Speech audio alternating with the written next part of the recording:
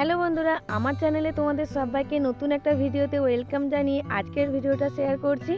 আজকে আমি তৈরি করব বাড়িতে থাকা সামান্য কিছু সবজি দিয়ে ভেজিটেবল ফ্রাইড রাইস। তো চলো তোমরা তাহলে পুরো ভিডিওটা দেখতে থাকো স্কিপ না করে।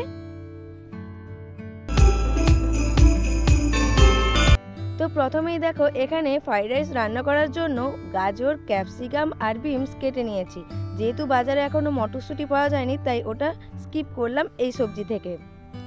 তারপরে এখানে দেখো বাসমতি চালটা একটা ননস্টিকে নিয়েছি। তো এটা এখন সেদ্ধ করার আগে ভালোভাবে ধুয়ে কিছুক্ষণ জলে ভিজিয়ে রাখবো। তো তার জন্য এখন আমি দেখো জল দিয়ে এই বাসমতি চালটাকে ভালোভাবে ধুয়ে নিচ্ছি, 2-3 বার জল দিয়ে পরিষ্কার করে। যতক্ষণ না পর্যন্ত এই চালের নোংরা জলটা বেরিয়ে যাচ্ছে ততক্ষণ পর্যন্ত বারবার জল দিয়ে এই চালটাকে ধুয়ে নেব।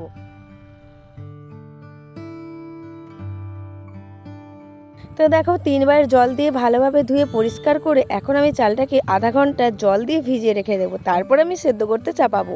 তো চলো, তারপর এখানে দেখো আমি একটা কড়াই চাপিয়ে দিয়েছি সবজিগুলোকে ভেজে নেওয়ার জন্য। তো প্রথমেই দেখো এখানে আমি সাদা তেল 2 থেকে 3 চামচ মতো দিয়েছি, তারপর কিছুটা ঘি দিয়েছি। আর এই সবজিটা সব থেকে ঘি দিয়ে ভাজলেও আরও তার বেশি টেস্ট, কিন্তু আমি এখানে সাদা তেলের সাথে ঘি মিশিয়ে তারপরে এই সবজিগুলোকে ভেজে নিচ্ছি। প্রথমে আমি বিনসটাকে ভেজে নেব।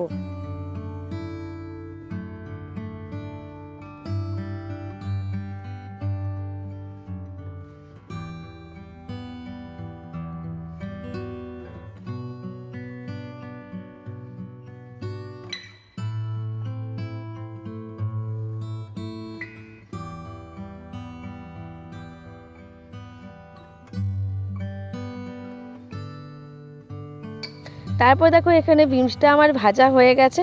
এরপর আমি গাজর দিয়ে দেব। তারপর গাজরটা দেওয়ার পর গাজর আর বিনস একসাথে আবার কিছুক্ষণ নাড়াচাড়া করব।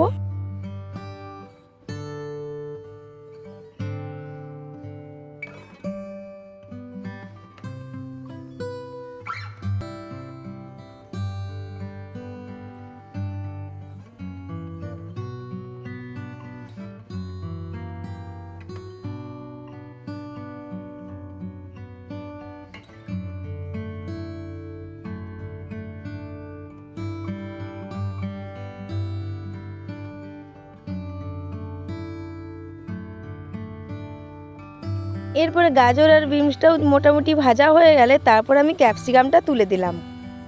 এরপর একসাথে এই সমস্ত সবজি আবার নাড়াচাড়া করব কিছুক্ষণ।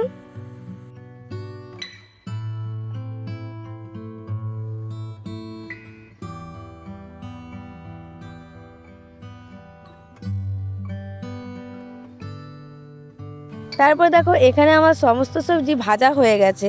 এরপর এই ভাজা সবজিগুলোর মধ্যেই আমি কাজু আর কিশমিশ একসাথে যা ছিল সমস্ত কিছু তুলে দেব।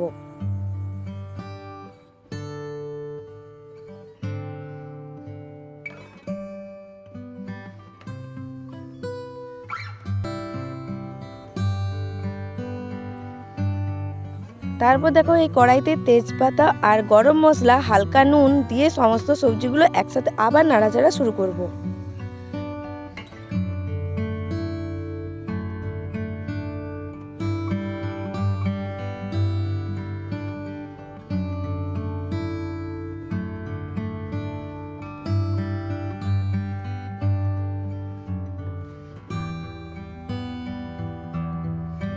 সবজিগুলো নামানোর আগে আমি এখানে চিনিকে গুঁড়ো করে রেখেছিলাম, সেই গুঁড়ো চিনিটা এই সবজির মধ্যে দিয়ে দিচ্ছি।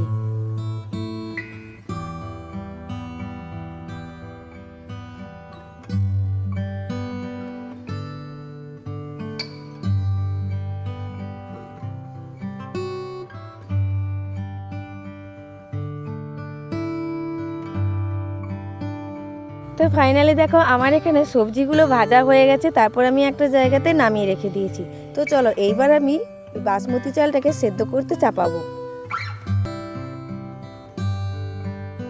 যেহেতু চালের পরিমাণটা অনেকটাই বেশি তাই জন্য এখন আমি এই হাঁড়িতে চালটাকে সেদ্ধ করব। তাই জন্য দেখো হাঁড়িতে আমি জল নিয়ে তাতে আমি 2 থেকে 3 চামচ আমি সাদা তেল দিয়ে দিয়েছি। তারপর তেজপাতা 3টা আমি টুকরো করে দিয়ে দিলাম। তারপর এই জলের মধ্যেই আমি গোটা গরম মশলা দিয়ে দিচ্ছি। এখানে আমি এলাচকে কয়েকটা টুকরো করে দিয়েছি, তারপর দারচিনি আর কয়েকটা লবঙ্গ আর একটু সামান্য পরিমাণ নুন, এই সমস্ত কিছু দিয়ে আমি এরপর জলটাকে আমি গরম করতে চাপিয়ে দেব।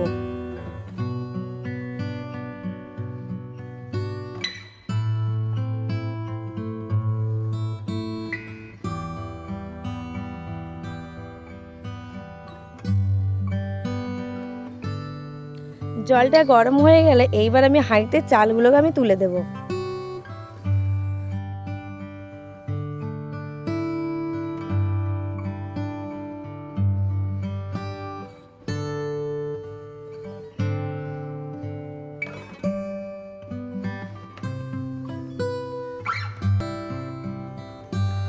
চাল তো তুলে দিয়েছি, আমি আবার কিছুক্ষণ পর আবার তোমাদের সাথে দেখা করব।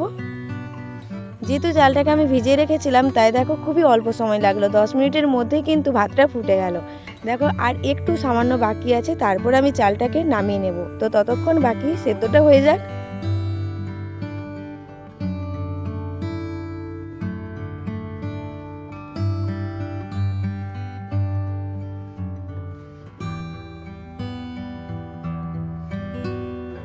চালের ভাতটাকে ঝরঝরে করার জন্য দেখো আমি একটা বড় গামলাতে করে ভাতটাকে নামিয়ে রেখেছি আর একটু মিলিয়ে দিয়েছি যাতে ভাতটা একটু ঝরঝরে হয়ে যায়। ভাতটা ঝরঝরে হয়ে যাওয়ার পর কিছুক্ষণ বাতাস লাগার পর আমি দেখো এর ওপরেই যে সবজিগুলো ভেজে রেখেছিলাম সেই সবজিগুলো আমি এর ওপর দিয়ে দিচ্ছি।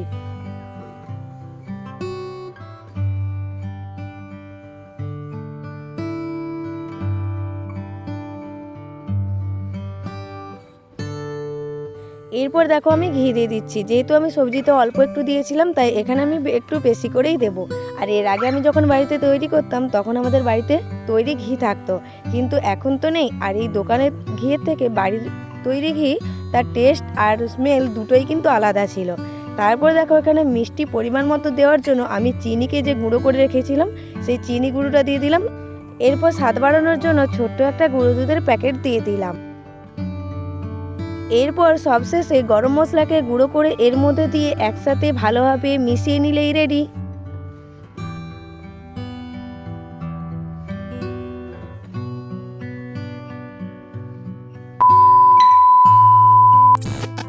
তো ফ্রেন্ডস দেখো এখানে আমার ফ্রাইড রাইস রান্না কমপ্লিট। ভিডিওটা যদি ভালো লেগে থাকে তাহলে একটা লাইক দিয়ে দিও আর কমেন্ট করে দিও। চলো তোমাদের সাথে আবার দেখা হবে পরবর্তী ভিডিওতে। আজকের মতো টাটা, সবাই ভালো থেকো, সুস্থ থেকো।